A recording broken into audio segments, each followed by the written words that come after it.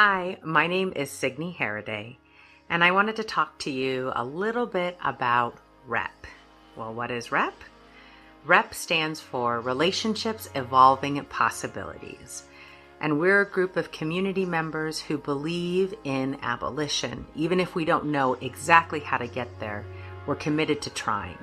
And we believe that the best way to do that is actually lean into what we as human beings know are the answers to most of our greatest challenges, and that is relationships. And so, using three primary values, which are Black love and liberation, radical consent, and ancestral knowledge, we gather and try to practice and be prepared for how to show up with love for each other in moments of crisis. We invite folks to think about the ways that they can create networks and connections with people so that you can actually move forward what you most need in your life. We as a community have the tools that we need to keep each other safe. I like to think of REP as a tree. The trunk is relationships evolving possibilities, the pedagogy from which all the work stems. One branch is Radical Ecosystem Pods, and that's a project where we teach up community members in the skills needed to turn to each other in moments of crisis.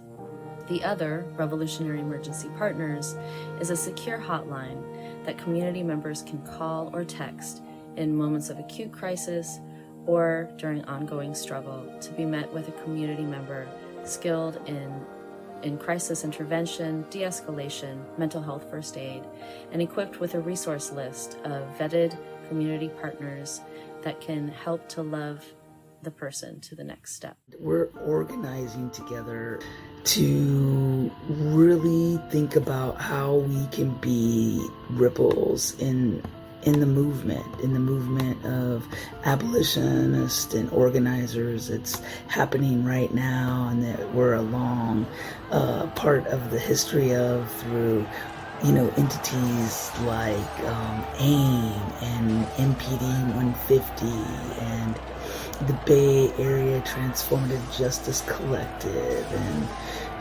MH First Oakland. We are organizing right here in the Twin Cities. We are excited to share with you about some of the things that we're doing. REP really kind of organizes in these two different kind of main areas, and that's Radical Ecosystem Pods and Revolutionary Emergency Partners. And we're excited about this work, and we hope you are too. At the heart of all systems of oppression and supremacy is relationship betrayal. One person, community, people whose bodies, whose lives have been turned into objects and then used or extracted for somebody else. This also, too, has been done to the land. Now we have systems like the police and other sort of state-sanctioned systems where it's not about relationship, it's not about actually healing or dealing with that betrayal, but instead being passed along through systems. REP is practice. We're really clear that's what it is. It's practice.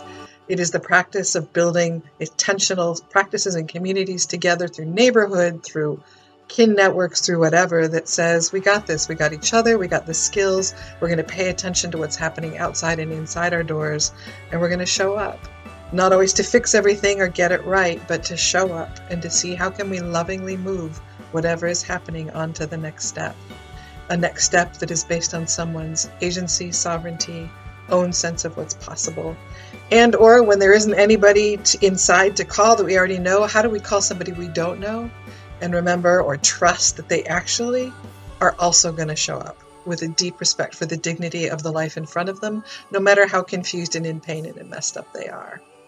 I believe in practice. I think it's the only way that gets us through.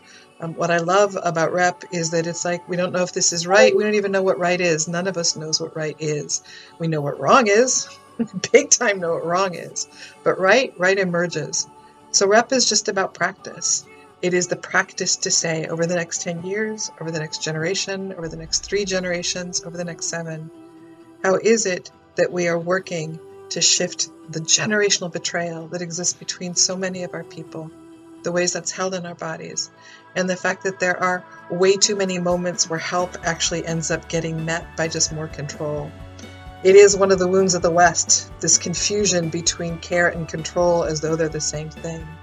So I'm excited about being a part of REP because I'm excited about practicing what it is to care. Again, deeper, better, including with boundaries. So if we get a call, we're able to respond effectively because we've been trained. We studied our guardian laws.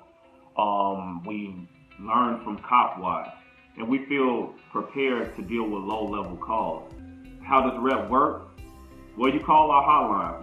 A lot of it is word of mouth. We haven't done a ton of advertising for it because we want to be grounded. We want to be able to serve the community effectively. We don't want to cause extra or undue harm or stress to anyone. So we just been making sure that we're as equipped as we can be so that we can show somebody a different way and a different path. So we're grateful to be able to have the space to co-struggle together. If you want to be involved with REP, we just ask you to bring your gifts to the table. We want you to address whatever trauma or harm you might have experienced in your life, but we want you to bring your best to the table so that we actually can see a different world. We don't want cops in cages to determine our futures. We want to be able to determine that for ourselves. Our vision is to be able to create a world where we can actually address violent situations, but we're not there yet. So it's a bunch of revolutionaries who have agreed to co-struggle for 10 years to really figure this out so that we can make a safer Twin Cities community. What I really want to say is we're a collective of humble servants that show up and, get the work done. We learn from each other. We become vulnerable with each other. And we, really put in the labor to make sure, the Twin Cities doesn't have to feel like 911 is their resource that will help them. We have all the data that shows calling the police is harmful, especially if you live in BIPOC communities. REP hopes to be able to be one solution that will help people who are in need or in crisis. But for right now, we can only work up to domestic disputes. We're not equipped to deal with any violence, but hopefully in year 6, year 7, we can. And if we never reach that goal, it's okay. The beauty is in the journey. The beauty is in the struggle. So we're grateful to be able to create space, to be able to welcome people into our world and be able to create something different for the Twin Cities, something better, something more effective. I'm going to stop here. Peace.